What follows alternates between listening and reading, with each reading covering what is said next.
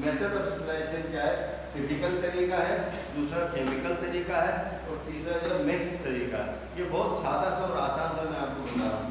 Physical طریقے میں physical method کیا ہے؟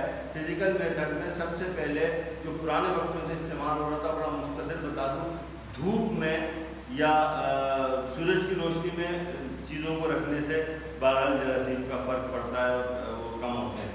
لیکن اسی کو دیکھا دیکھی جو ہے ایک فزیکل طریقہ ہے ڈرائی ہیٹ کا. ڈرائی ہیٹ سے مراد ڈائریکٹ شعلے پر ایسے کر کے آپ انسٹرومنٹ کو یا اس نائف کو گرم کرتے ہیں. کسی فلم میں دیکھا ہوگا، ڈائریکٹ گرم کر لیتے ہیں. ڈائریکٹ گرم کرنے سے ڈائریکٹ فلیم سے یہ ڈرائی ہیٹ کہلاتی ہے. لیکن ابھی جدید طریقے میں ڈرائی ہیٹ ہماری جو ہے وہ ہم جو استعمال کر رہے ہیں وہ ہاٹ ایئر اوون کے طور پہ ہے. ہاٹ ایئر اوون ہے.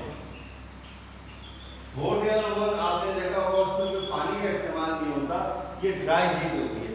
اس میں صرف ہاٹ ایئر اوون میں مکمل طور پہ ہوا ہوتی ہے، گرم ہوا ہوتی ہے، اور گرم ہوا جو ہے وہ مسلسل بند ایک اوون میں، بند ایک باکس میں جو ہے وہ دکھائی جاتی ہے. میں ابھی آپ کو ہاٹ ایئر اوون کی بھی تصویر اور وہ ویڈیو بتاؤں گا، تھوڑی دیر میں آپ کو بتاتا ہوں. لیکن hot air oven dry heat ہوتی ہے. اس کے بعد ہے موئسٹ ہیٹ. موئسٹ ہیٹ سے مراد تر ہوا، تر گرمی، یعنی کہ ایسی گرمی جو گیلی ہو، تو وہ ہے بوائلنگ. سب سے پرانا، سب سے کامن، سب سے زیادہ استعمال ہونے والا جو میتھڈ ہے اسٹرلائزیشن کا وہ ہے بوائلنگ. یاد رکھیے گا بوائلنگ جو ہے وہ ہمارے لیے بہت ہی کامن سی چیز ہے. کسی بھی پانی کو، کسی بھی چیز کو، کسی بھی انسٹرومنٹ کو 20 منٹ تک آفٹر بوائلنگ، یعنی بوائلنگ ہونے کے بعد، ابال آنے کے بعد 20 منٹ تک ہم نے ابالنا ہے اس انسٹرومنٹ کو یا اس پانی کو، تب جا کے وہ پیتھوجینک آرگینزم سے یا بیماری پھیلانے والے جراثیم سے پاک ہوگا. یہ ہے بوائلنگ میتھڈ. اب ایک کیمیکل میتھڈ. دیکھیے کسی بھی مریض کو آپ یہ جو بوائلنگ میتھڈ ہے، یہ جو میٹلک انسٹرومنٹس ہیں، اسٹین لیس اسٹیل کے جو انسٹرومنٹ ہیں، ان کو تو آپ ابال سکتے ہیں، یہ تو انڈرسٹوڈ سی بات ہے. لیکن کیا کسی مریض کو اگر آپ نے یہاں گینگلیان کی سرجری کرنی ہو تو کیا اس کو مریض کا ہاتھ آپ ابالیں گے؟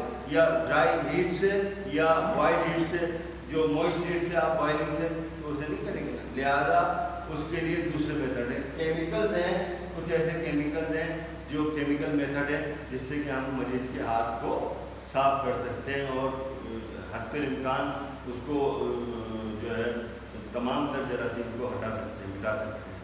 اب یاد رکھیے کہ ایک اسپرٹ ہے، ایک جو ہے سیولون ہے، پیولون ہے یا لکوڈ سوپ ہے. ٹھیک ہے، جو اسپرٹ ہے وہ بہت ہی یہ سمجھ لیں کہ تمام تر جراثیم اور تمام تر اس کے انڈے بچوں کو بھی ضائع کرنے کے کام آتا ہے.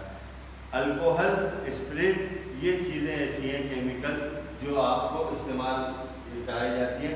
اب جو جدید ترین جو کیمیکل آیا ہوا ہے جو زیادہ تر کامن ہے استعمال میں، اسے ہم کہتے ہیں پائیوڈین. وہ کئی چیزوں سے ملا کر بنایا گیا. ٹنکچر آیوڈین سے ملا کر بنایا گیا. اور ٹنکچر آیوڈین سب سے زیادہ جرمیسائڈ یا سب سے زیادہ جراثیم مارنے والی ہوتی ہے. یہ ہے کیمیکل میتھڈ. کتنے کیمیکل استعمال ہوتے ہیں نیکسٹ لیکچر میں آپ کو بتاؤں گا. کیمیکل بہت سارے استعمال ہوتے ہیں، لیکن سب سے کامن کیمیکل جو استعمال ہوتا ہے وہ ہے اسپرٹ، الکوہل اور جو اپنا لکوڈ سوپ اور یہ جو ہے پائیوڈین، یہ استعمال ہوتی ہے. ایک کیمیکل کے بعد آیا تھا مکس میتھڈ. مکس میتھڈ کیا ہے میں آپ کو بتاتا ہوں کہ ہم نے انسٹرومنٹ کو بوائل بھی کر لیا، بوائل کرنے کے بعد اس کو کیمیکل سے بھی صاف کر لیا، تو یہ ڈبل ہو گیا، مکس میتھڈ ہو گیا. مکس میتھڈ جو ہوتا ہے یہ دو میتھڈ ایک ساتھ استعمال ہوتے ہیں، مکس میتھڈ کہلاتا ہے. مکس میتھڈ جو ہے وہ زیادہ کارآمد اور کامیاب ہے.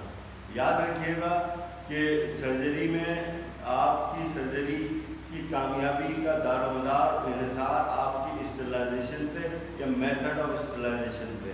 آپ جتنا آپریشن تھیٹر کو، جتنا اپنے آپ کو، جتنا پیشنٹ کو اسٹرلائز طریقے سے سرجری کریں گے وہیں آپ کی کامیابی ہے، ورنہ پرابلم کا شکار ہوں گے. دیکھیے آپ نے سارا کام کر دیا، کسی کو پتھری دی، پتھری نکال دی، یا کسی کو